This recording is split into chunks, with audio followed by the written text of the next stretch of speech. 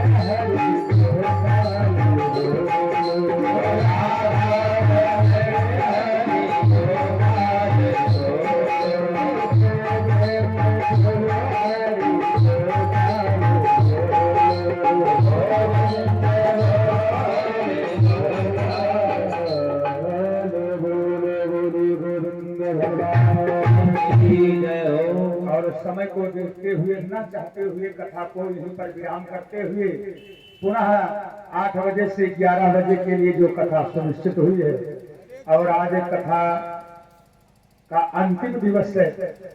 हनुमान जी के पावन चरणों में विश्राम।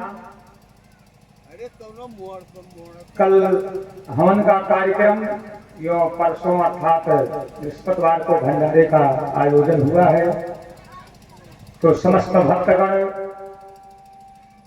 जिन्हें कार्ड मिला हो या जिन्हें कार्ड न मिला हो,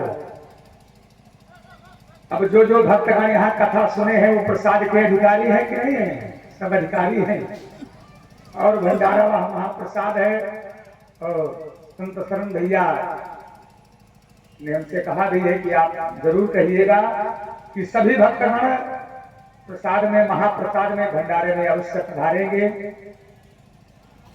और कहा है अंत भला तो सब भला।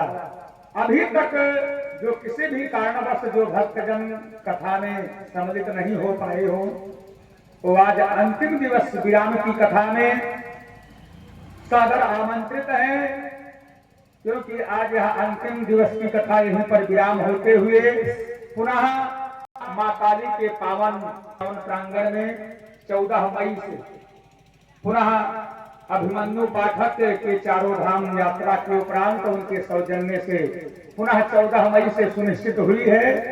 तो वहां की कथा के लिए भी सभी भक्तगण सादर आमंत्रित हैं। और आज की कथा में हम चाहेंगे समस्त भक्तगण अंत भला तो सब भला अवश्य पधारेंगे। और समय की आज कथा तो 8 बजे से प्रारंभ होगी, लेकिन बंद करने की कोई समय सीमा सुनिश्चित नहीं है। हर इच्छा भगवान की जब तक इच्छा होगी तब तक आज की कथा होगी, क्योंकि अंतिम दिवस की कथा है। और ऐसे ही 2 दिन की कथा में हमारे ये कोहन देवता, वैसे तो है बड़ा ही शुभ ये जल वृष्टि हो जाना।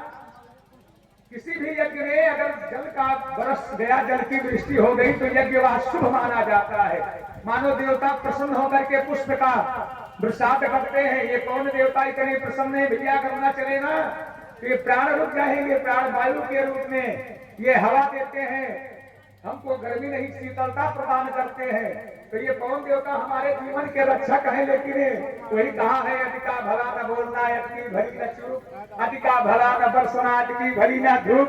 कुछ ज्यादा प्रसन्न हो जाते हैं। 2 दिन ये प्रसन्न ज्यादा हो गई। इंद्र देवता कौन देवता कार्यों में थोड़ा रात्रि की कथा में अवरोध हुआ, इसलिए कथा को भी बहुत विस्तार, जो कथा विस्तार में होना था 2-2 दिन अवरोध हुआ कथा में।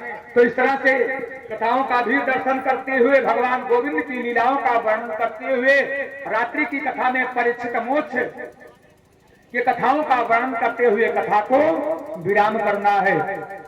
सभी भक्तगणों के लिए व्यासपीठ से मंगल कामना करते हुए आइए भागवत भगवान की आरती सेवा के लिए जो खड़े होने लायक हैं वो अपने अपने स्थान पर खड़े हो जाएंगे। और अन्यथा जिन्हें किसी भी प्रकार की कोई समस्या है वो बाद में खड़े हो जाएंगे। कर्पूर गौरम जब होगा या जयकारा लगाया जाएगा। आइए भगवान की आरती करते हैं।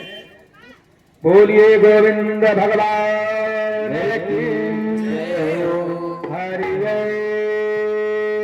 चंद्रमा मनसो जाजुः सूर्यो अजायत चूतादद्वायुष्य प्राणस्य च मुखादयग्निरजायत।